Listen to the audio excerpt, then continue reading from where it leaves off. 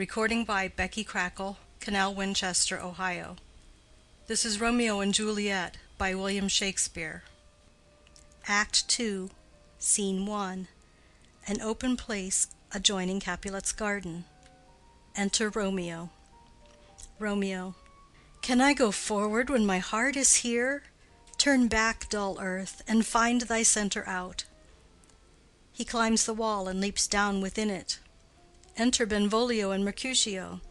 Benvolio. Romeo! My cousin! Romeo! Mercutio. He is wise, and on my life hath stolen him home to bed. Benvolio. He ran this way, and leaped this orchard wall. Call, good Mercutio. Mercutio. Nay, I'll conjure too. Romeo! Humours! Madman! Passion! Lover! Appear thou in the likeness of a sigh, speak but one rhyme, and I am satisfied.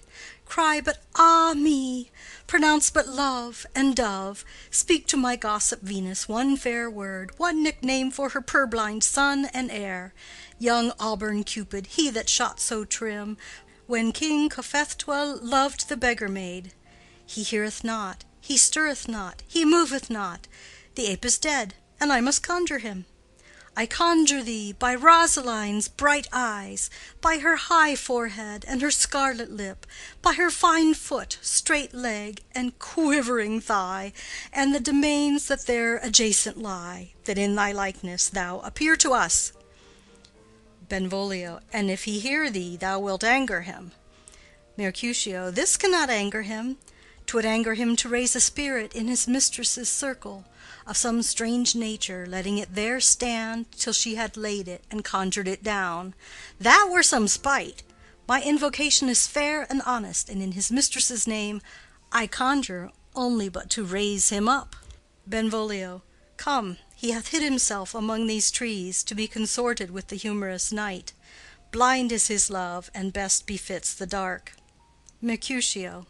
If love be blind, love cannot hit the mark. Now will he sit under a medlar tree, and wish his mistress were that kind of fruit as maids call medlars when they laugh alone. Romeo, good night. I'll to my truckle bed. This field bed is too cold for me to sleep. Come, shall we go? Benvolio. Go then, for 'tis in vain to seek him here that means not to be found. Exit. Scene 2. Capulet's garden. Enter Romeo. Romeo. He jests at scars that never felt a wound. Juliet appears above at a window. But soft! What light through yonder window breaks? It is the east, and Juliet is the sun. Arise, fair sun, and kill the envious moon, who is already sick and pale with grief, that thou, her maid, art far more fair than she. Be not her maid, since she is envious. Her vestal livery is but sick and green, and none but fools do wear it. Cast it off. It is my lady. Oh, it is my love. Oh, that she knew she were. She speaks, yet she says nothing. What of that? Her eye discourses. I will answer it. I am too bold. 'Tis not to me she speaks. Two of the fairest stars in all the heaven, having some business, do entreat her eyes to twinkle in their spheres till they return. What if her eyes were there, they in her head? The brightness of her cheek would shame those stars, as daylight doth a lamp. Her eyes in heaven would through the airy region stream so bright, that birds would sing and think it were not night. See how she leans her cheek upon her hand.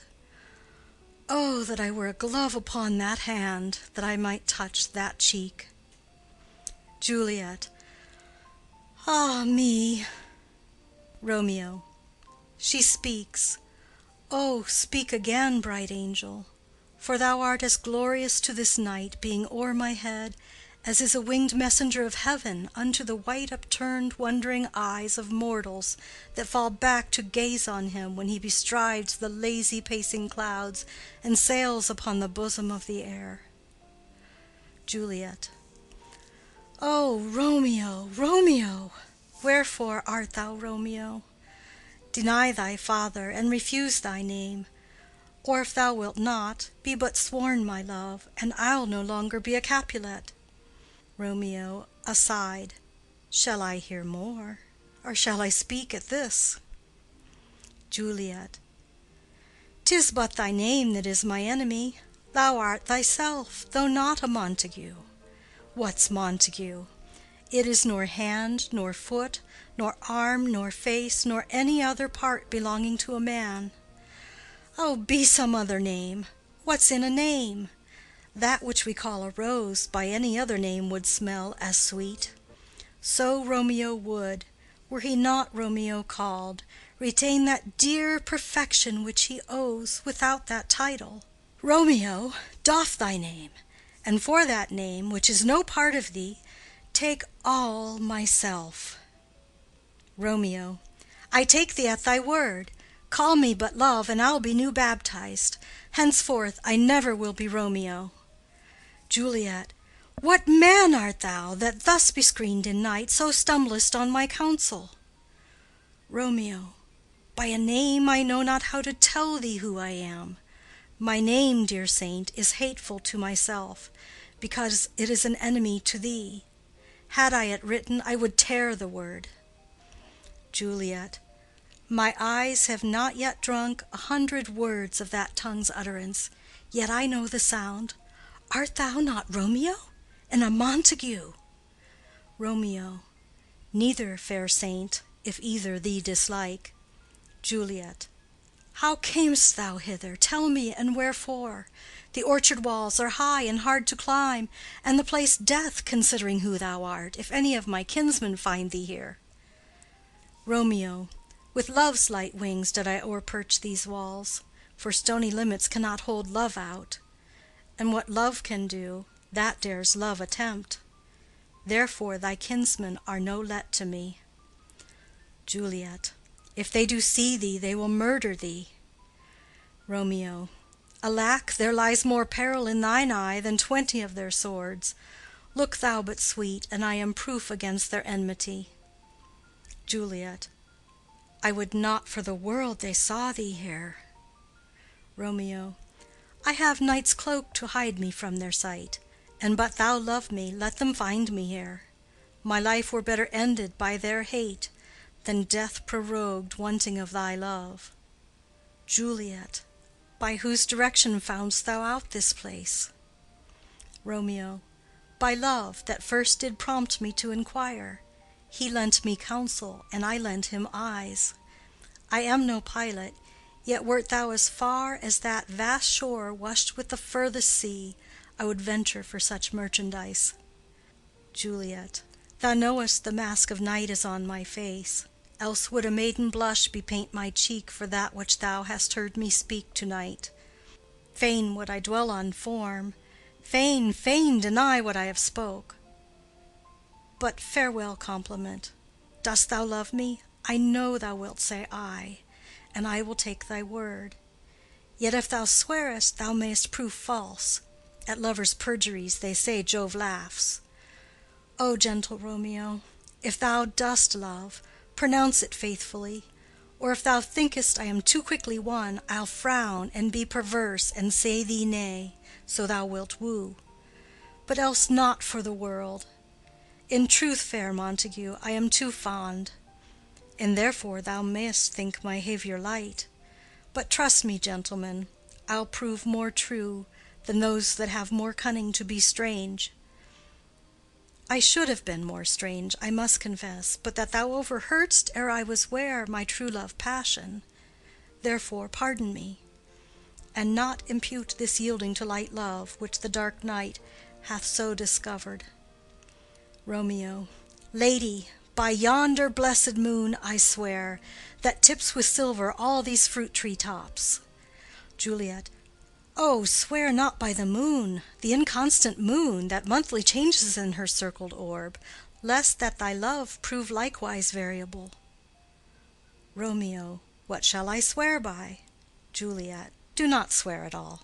Or if thou wilt, swear by thy gracious self, which is the god of my idolatry, and I'll believe thee. Romeo. If my heart's dear love. Juliet. Well, do not swear. Although I joy in thee, I have no joy of this contract to-night. It is too rash, too unadvised, too sudden, too like the lightning which doth cease to be ere one can say, "It lightens." Sweet good night. This bud of love by summer's ripening breath may prove a beauteous flower when next we meet. Good night, good night. As sweet repose and rest come to thy heart as that within my breast. Romeo. Oh, wilt thou leave me so unsatisfied? Juliet. What satisfaction canst thou have to-night? Romeo. The exchange of thy love's faithful vow for mine. Juliet. I gave thee mine before thou didst request it, and yet I would it were to give again. Romeo. Wouldst thou withdraw it? For what purpose, love? Juliet. But to be frank and give it thee again. And yet I wish but for the thing I have. My bounty is as boundless as the sea, my love as deep. The more I give to thee, the more I have, for both are infinite. I hear some noise within. Dear love, adieu. Nurse calls within. Juliet! Anon, good nurse. Sweet Montague, be true. Stay but a little. I will come again. Exit. Romeo. Oh, blessed, blessed night! I am afeard being in night, all this is but a dream, too flattering sweet to be substantial. Enter Juliet above. Juliet. 3 words, dear Romeo, and good night indeed. If that thy bent of love be honorable, thy purpose marriage, send me word to-morrow by one that I'll procure to come to thee, where and what time thou wilt perform the rite, and all my fortunes at thy foot I'll lay, and follow thee, my lord, throughout the world. Nurse within. Madam! Juliet. I come anon. But if thou meanest not well, I do beseech thee. Nurse within. Madam! Juliet. By and by I come. To cease thy suit and leave me to my grief, to-morrow I will send. Romeo. So thrive my soul. Juliet. 1,000 times good night. Exit. Romeo. 1,000 times the worse to want thy light. Love goes toward love as schoolboys from their books, but love from love toward school with heavy looks. Retiring slowly. Re-enter Juliet above. Juliet. Hist! Romeo! Hist! Oh, for a falconer's voice to lure this tassel gentle back again! Bondage is hoarse and may not speak aloud, else would I tear the cave where Echo lies, and make her airy tongue more hoarse than mine with repetition of my Romeo's name. Romeo. It is my soul that calls upon my name. How silver sweet sound lovers' tongues by night, like softest music to attending ears. Juliet. Romeo! Romeo. My dear. Juliet. At what o'clock to-morrow shall I send to thee? Romeo. At the hour of 9. Juliet. I will not fail. 'Tis 20 years till then. I have forgot why I did call thee back. Romeo. Let me stand here till thou remember it. Juliet. I shall forget to have thee still stand there, remembering how I love thy company. Romeo. And I'll still stay to have thee still forget, forgetting any other home but this. Juliet. 'Tis almost morning. I would have thee gone, and yet no farther than a wanton's bird, that lets it hop a little from her hand, like a poor prisoner in his twisted gyves, and with a silk thread plucks it back again, so loving jealous of his liberty. Romeo. I would I were thy bird. Juliet. Sweet, so would I, yet I should kill thee with much cherishing. Good night, good night. Parting is such sweet sorrow, that I shall say good night till it be morrow. Exit. Romeo. Sleep dwell upon thine eyes, peace in thy breast. Would I were sleep and peace, so sweet to rest. Hence will I to my ghostly father's cell, his help to crave, and my dear hap to tell. Exit. End of Scene 2. Act 2, Scene 3. Friar Lawrence's cell. Enter Friar Lawrence with a basket. Friar. The gray-eyed morn smiles on the frowning night, checkering the eastern clouds with streaks of light, and flecked darkness like a drunkard reels from forth day's path and Titan's fiery wheels. Non ere the sun advance his burning eye, the day to cheer and night's dank dew to dry, I must fill up this osier cage of ours with baleful weeds and precious juiced flowers. The earth, that's nature's mother, is her tomb. What is her burying grave? That is her womb, and from her womb children of divers kind we sucking on her natural bosom find, many for the virtues excellent, none but for some, and yet all different. O mickle is the powerful grace that lies in plants, herbs, stones, and their true qualities. For naught so vile that on the earth doth live, but to the earth some special good doth give. Nor aught so good, but strained from that fair use, revolts from true birth, stumbling on abuse. Virtue itself turns vice, being misapplied, and vice sometimes by action dignified. Within the infant rind of this small flower poison hath residence, and medicine power. For this being smelt, with that part cheers each part, being tasted slays all senses with the heart. Two such opposed kings encamp them still in man as well as herbs, grace and rude will. And where the worser is predominant, full soon the canker death eats up that plant. Enter Romeo. Romeo. Good morrow, father. Friar. Benedicite! What early tongue so sweet saluteth me? Young son, it argues a distempered head so soon to bid good morrow to thy bed. Care keeps his watch in every old man's eye, and where care lodges sleep will never lie. But where unbruised youth with unstuffed brain doth couch his limbs, there golden sleep doth reign. Therefore thy earliness doth me assure thou art uproused with some distemperature. Or if not so, then here I hit it right, our Romeo hath not been in bed to-night. Romeo. That last is true, the sweeter rest was mine. Friar. God pardon sin! Wast thou with Rosaline? Romeo. With Rosaline, my ghostly father? No! I have forgot that name, and that name's woe. Friar. That's my good son. But where hast thou been then? Romeo. I'll tell thee ere thou ask it me again. I have been feasting with mine enemy, where on a sudden one hath wounded me that's by me wounded. Both are remedies within thy help and thy holy physic lies. I bear no hatred, blessed man, for lo, my intercession likewise steads my foe. Friar. Be plain, good son, and homely in thy drift. Riddling confession finds but riddling shrift. Romeo. Then plainly know my heart's dear love is set on the fair daughter of rich Capulet. As mine on hers, so hers is set on mine, and all combine, save what thou must combine by holy marriage, when and where and how we met, we wooed and made exchange of vow, I'll tell thee as we pass, but this I pray, that thou consent to marry us to-day. Friar. Holy Saint Francis, what a change is here! Is Rosaline, that thou didst love so dear, so soon forsaken? Young men's love, then, lies not truly in their hearts, but in their eyes. Jesu Maria, what a deal of brine hath washed thy sallow cheeks for Rosaline! How much salt water thrown away in waste, to season love that of it doth not taste! The sun not yet thy sighs from heaven clears, thy old groans ring yet in mine ancient ears. Lo, here upon thy cheek the stain doth sit of an old tear that is not washed off yet. If e'er thou wast thyself, and these woes thine, thou and these woes were all for Rosaline. And art thou changed? Pronounce this sentence then, women may fall when there's no strength in men. Romeo. Thou chidest me oft for loving Rosaline. Friar. For doting, not for loving, pupil mine. Romeo. And bad'st me bury love.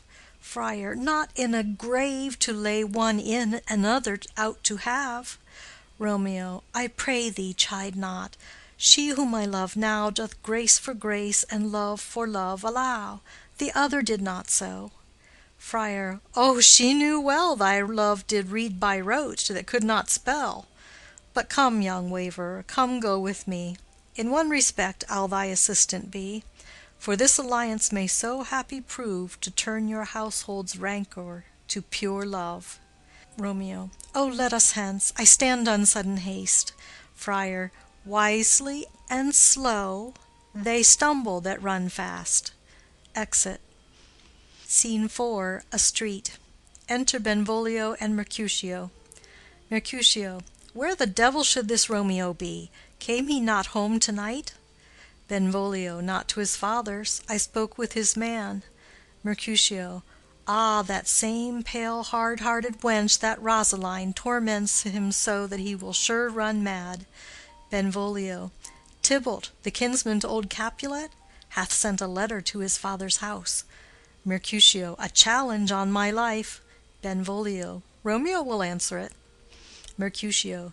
Any man that can write may answer a letter. Benvolio. Nay, he will answer the letter's master, how he dares, being dared. Mercutio.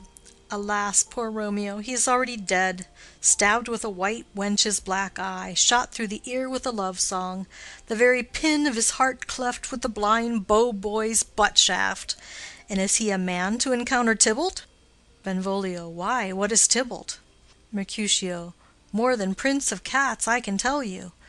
Oh, he's the courageous captain of compliments. He fights as you sing prick song, keeps time, distance, and proportion, rests me his minim, rest, 1, 2, and a third in your bosom, the very butcher of a silk button, a duellist, a gentleman of the very first house, of the first and second cause.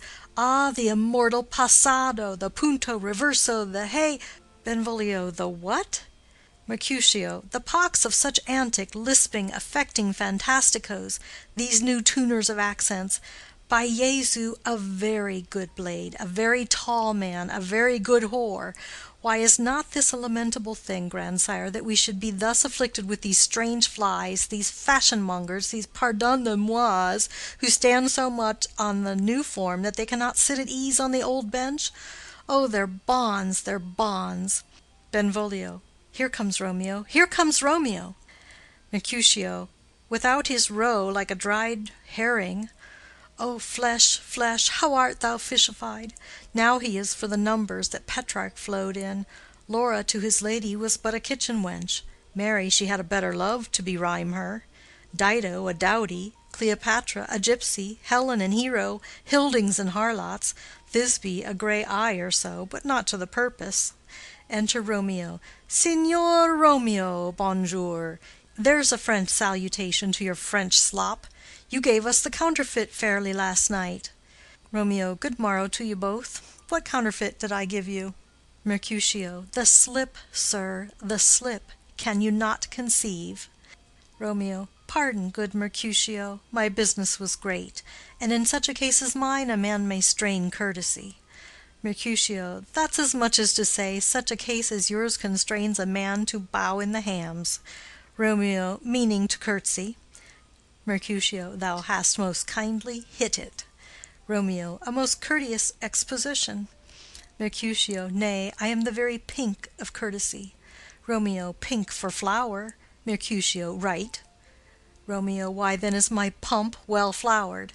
Mercutio. Well said. Follow me this jest now till thou hast worn out thy pump, that when the single soul of it is worn, the jest may remain, after the wearing, soul singular. Romeo. O single-souled jest, solely singular for the singleness. Mercutio. Come between us, good Benvolio, my wits faint. Romeo. Swits and spurs, or I'll cry a match. Mercutio. Nay, if thy wits run the wild goose chase, I have done, for thou hast more of the wild goose in one of thy wits than I am sure I have in my whole 5. Was I with you there for the goose? Romeo. Thou wast never with me for anything when thou wast not there for the goose.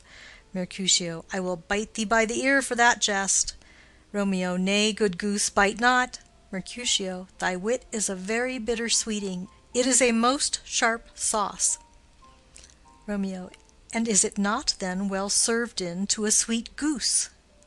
Mercutio. Oh, here's a wit of Cheverel that stretches from an inch narrow to an ell broad. Romeo. I stretch it out for that word broad, which added to the goose proves thee far and wide a broad goose. Mercutio. Why, is not this better now than groaning for love? Now art thou sociable, now art thou Romeo, now art thou what thou art, by art as well as by nature. For this driveling love is like a great natural that runs lolling up and down to hide his bauble in a hole. Benvolio. Stop there, stop there. Mercutio. Thou desirest me to stop in my tail against the hair. Benvolio. Thou wouldst else have made thy tail large. Mercutio. Oh, thou art deceived. I would have made it short, for I was come to the whole depth of my tail, and meant indeed to occupy the argument no longer. Romeo. Here's goodly gear.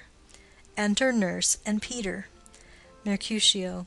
A sail, a sail, a sail. Benvolio. Two, a shirt and a smock. Nurse. Peter. Peter. Anon. Nurse. My fan, Peter.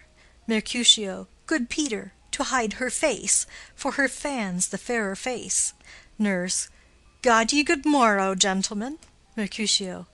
God ye good den, fair gentlewoman. Nurse. Is it good den? Mercutio. 'Tis no less, I tell ye, for the body hand of the dial is now upon the prick of noon. Nurse. Out upon you! What a man are you! Romeo. One gentlewoman that God hath made for himself to mar. Nurse. By my troth, it is well said. For himself to mar, quoth they. Gentlemen, can any of you tell me where I may find the young Romeo? Romeo. I can tell you, but young Romeo will be older when you have found him than he was when you sought him. I am the youngest of that name, for fault of a worse. Nurse. You say well. Mercutio. Yea, is the worst well? Very well took, in faith, wisely, wisely. Nurse. If you be he, sir, I desire some confidence with you. Benvolio. She will invite him to some supper. Mercutio. A bod, a bod, a bod, so ho. Romeo. What hast thou found?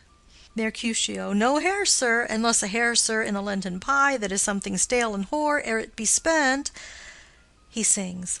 An old hare whore, is very good meat in Lent, but a hare that is hoar is too much for a score when it whores ere it be spent. Romeo. Will you come to your father's? We'll to dinner thither. Romeo. I will follow you. Mercutio. Farewell, ancient lady, farewell.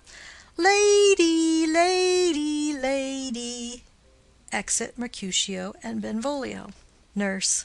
Marry, farewell. I pray you, sir, what saucy merchant was this that was so full of his ropery? Romeo. A gentleman, nurse, that loves to hear himself talk, and will speak more in a minute than he will stand to in a month. Nurse. An he speak anything against me, I'll take him down, and I were lustier than he is, and 20 such jacks. And if I cannot, I'll find those that shall. Scurvy knave! I am none of his flirt gills, I am none of his skeins mates, and thou must stand by too, and suffer every knave to use me at his pleasure. Peter. I saw no man use you at his pleasure.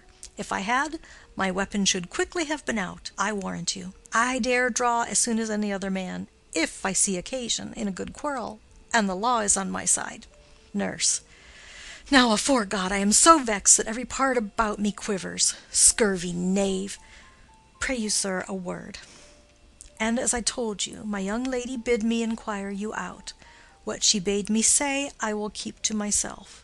But first let me tell ye, if ye should lead her into a fool's paradise, as they say, it were a very gross kind of behavior, as they say. For the gentlewoman is young, and therefore if you should deal double with her, truly it were an ill thing to be offered to any gentlewoman, and very weak dealing. Romeo. Nurse, commend me to thy lady and mistress, I protest unto thee. Nurse. Good heart, and of faith I will tell her as much. Lord, Lord, she will be a joyful woman. Romeo. What wilt thou tell her, nurse? Thou dost not mark me. Nurse. I will tell her, sir, that you do protest. which, as I take it, is a gentlemanlike offer. Romeo. Bid her devise some means to come to Shrift this afternoon, and there she shall, at Friar Lawrence's cell, be shrived and married. Here is for thy pains. Nurse. No, truly, sir, not a penny. Romeo. Go to, I say you shall. Nurse. This afternoon, sir? Well, she shall be there. Romeo. And stay, good nurse, behind the abbey wall. Within this hour my man shall be with thee, and bring thee cords made like a tackled stair, which to the high top-gallant of my joy might be my convoy in the secret night. Farewell. Be trusty, and I'll quit thy pains. Farewell. Commend me to thy mistress. Nurse. Now God in heaven bless thee. Hark you, sir. Romeo. What sayest thou, my dear nurse? Nurse. Is your man secret? Did you ne'er hear say two may keep counsel, putting one away? Romeo. I warrant thee my man's as true as steel. Nurse. Well, sir, my mistress is the sweetest lady. Lord, Lord, when 'twas a little prating thing. Oh, there's a nobleman in town, one Paris, that would fain lay knife aboard, but she, good soul, had as lief see a toad, a very toad, as see him. I anger her sometimes, and tell her that Paris is the properer man, but I'll warrant you, when I say so, she looks as pale as any clout in the versal world. Doth not Rosemary and Romeo begin both with a letter? Romeo. Ay, nurse. What of that? Both with an R. Nurse. Ah, mocker, that's the dog's name. R is for the dog. No, I know it begins with some other letter. And she hath the prettiest sensuousness of it, of you and Rosemary, that it would do you good to hear it. Romeo. Commend me to thy lady. Nurse. 1,000 times. Exit Romeo. Peter. Peter. Anon. Nurse. Peter, take my fan and go before. Exit. End of Scene 4, Act 2, Scene 5. Capulet's garden. Enter Juliet. Juliet. The clock struck 9 when I did send the nurse. In half an hour she promised to return. Perchance she cannot meet him. That's not so. Oh, she is lame. Love's heralds should be thoughts which 10 times faster glide than the sun's beams, driving back shadows over lowering hills. Therefore do nimble-pinioned doves draw love, and therefore hath the wind-swift Cupid wings. Now is the sun upon the highmost hill of this day's journey, and from 9 till 12 is 3 long hours, yet she is not come. Had she affections and warm youthful blood, she'd be as swift in motion as a ball. My words would bandy her to my sweet love, and his to me. But old folks, many fain as they were dead, unwieldy, slow, heavy, and pale as lead. Oh God, she comes! Enter nurse and Peter. Oh, honey nurse, what news? Hast thou met with him? Send thy man away. Nurse. Peter, stay at the gate. Exit Peter. Juliet. Now, good sweet nurse, O Lord, why lookest thou sad? Though news be sad, yet tell them merrily. If good, thou shamest the music of sweet news by playing it to me with so sour a face. Nurse. I am a-weary, give me leave a while. Fie, how my bones ache! What a jaunt have I had! Juliet. I would thou hadst my bones, and I thy news. Nay, come, I pray thee, speak. Good, good nurse, speak. Nurse. Jesu, what haste! Can you not stay a while? Do you not see that I am out of breath? Juliet. How art thou out of breath when thou hast breath to say to me that thou art out of breath? The excuse that thou dost make in this delay is longer than the tale thou dost excuse. Is thy news good or bad? Answer to that. Say either, and I'll stay the circumstance. Let me be satisfied. Is it good or bad? Nurse. Well, you have made a simple choice. You know not how to choose a man. Romeo, no, not he. Though his face be better than any man's, yet his leg excels all men's. And for a hand and a foot and a body, though they be not to be talked on, yet they are past compare. He is not the flower of courtesy, but I'll warrant him as gentle as a lamb. Go thy ways, wench, serve God. What, have you dined at home? Juliet. No, no, but all this did I know before. What says he of our marriage? What of that? Nurse. Lord, how my head aches! What a head have I! It beats as it would fall in 20 pieces. My back on the other side! Oh, my back, my back! Beshrew your heart for sending me about to catch my death with jouncing up and down. Juliet. In faith, I am sorry that thou art not well. Sweet, sweet, sweet nurse, tell me what says my love. Nurse. Your love says, like an honest gentleman, and a courteous, and a kind, and a handsome, and I warrant a virtuous. Where's your mother? Juliet. Where is my mother? Why, she is within. Where should she be? How oddly thou repliest. Your love says, like an honest gentleman, where is your mother? Nurse.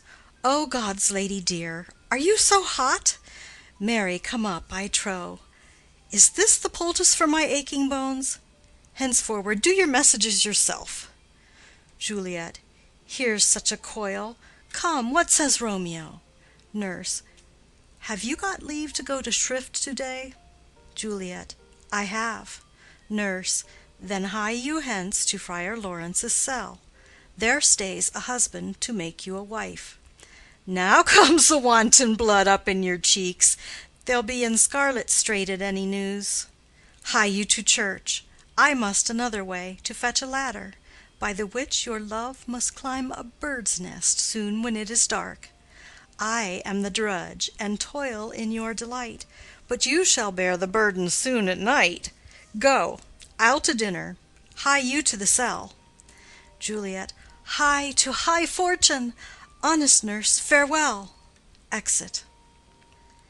Scene 6. Friar Lawrence's cell. Enter Friar Lawrence and Romeo. Friar. So smile the heavens upon this holy act, that after hours with sorrow chide us not. Romeo. Amen, amen. But come what sorrow can, it cannot countervail the exchange of joy that one short minute gives me in her sight. Do thou but close our hands with holy words, then love-devouring death do what he dare. It is enough that I may but call her mine. Friar. These violent delights have violent ends, and in their triumph die, like fire and powder, which as they kiss consume. The sweetest honey is loathsome in its own deliciousness, and in the taste confounds the appetite. Therefore love moderately, long love doth so. Too swift arrives as tardy as too slow. Here comes the lady. Oh, so light a foot will never wear out the everlasting flint. A lover may bestride the gossamer that idles in the wanton summer air, and yet not fall. So light is vanity. Enter Juliet. Juliet. Good even to my ghostly confessor. Friar. Romeo shall thank thee, daughter, for us both. Juliet. As much to him, else is his thanks too much. Romeo. Oh, Juliet, if the measure of thy joy be heaped like mine, and that thy skill be more to blazon it, then sweeten with thy breath this neighbor air, and let rich music's tongue unfold the imagined happiness that both receive in either by this dear encounter. Juliet. Conceit, more rich in matter than in words, brags of his substance, not of ornament. They are but beggars that can count their worth. But my true love is grown to such excess I cannot sum up sum of half my wealth. Friar. Come, come with me, and we'll make short work. For by your leaves you shall not stay alone till Holy Church incorporate two in one. Exit. End of Scene 6. End of Act 2.